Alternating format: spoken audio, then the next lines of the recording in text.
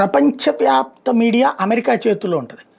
Biden చేతుల్లో ఇదివరకు ఉండేది, ట్రంప్ వచ్చాక అంతగా సహకరించదు అది. కాబట్టి ఇప్పుడు ట్రంప్ కూడా వాళ్ళ మీద కంట్రోల్ చేశాడు. ఇరాన్ దగ్గర మీడియా ఏంటి అంటే social media, anti American media అంతా ఇరాన్కు ఉంటుంది. దీంతో ఎవరి గేమ్స్ వాళ్ళు ఆడుతున్నారు. ఇరాన్ అనుకూల మీడియా లెక్క చూస్తే ఇరాన్ కరెక్ట్ అనిపిస్తాయి, అమెరికా అనుకూల మీడియా లెక్క చూస్తే అమెరికా కరెక్ట్ అనిపిస్తుంది. సరిగ్గా చూస్తే ఇద్దరిది తప్పే, సరిగ్గా చూస్తే ఎక్కువ తప్పు ఇరాన్ది కనబడుతుంది. ఎందుకయ్యా అంటే ఇజ్రాయెల్ని నాశనం చేయడానికి 4 తీవ్రవాద సంస్థలను ఇజ్రాయెల్ చుట్టూ పెట్టి దాన్ని ఏడిపించుకు తింటా ఉంది. ప్లస్ అణ్వాయుధం తయారు చేస్తాడు.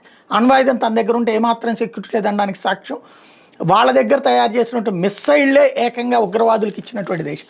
కాబట్టి రేపు అణ్వాయుధం ఉంటే ప్రమాదమే అనేటువంటి ఇజ్రాయెల్ మాటలు తప్పేం లేదు. సరే, ఇక మిగతాది పక్కన పెడతాయి. యుద్ధం తర్వాత ఇప్పుడు హార్ముజ్ జలసంధి దిగ్బంధించి ఆర్థిక ఉగ్రవాదిగా మారింది ఇరాన్ అన్నటువంటిది జేడీ వాన్స్ తీవ్ర వ్యాఖ్యలు చేసుకొచ్చాడు ఇరాన్ మీద. దానికి కౌంటర్ కూడా చక్కటి ఘాటైన కౌంటరే ఇచ్చింది ఇరాన్. 40 ఏళ్ల నుంచి మా మీద నిషేధాలే విధించారు కదా, మరి మిమ్మల్ని తీవ్రవాదనాలు మేము ఇప్పుడు ఈ 2 నెలలు హార్ముజ్ జలసంధి దిగ్బంధించి ఆర్థిక ఇబ్బంది పెడుతున్నామని ఆర్థిక తీవ్రవాది అన్నారు. 40 ఏళ్ల నుంచి మా దేశం మీద ఆంక్షలు పెట్టిన మీరు మరి ఆర్థిక తీవ్రవాది అవుతారు కదా అని చాలా మంచి పాయింట్.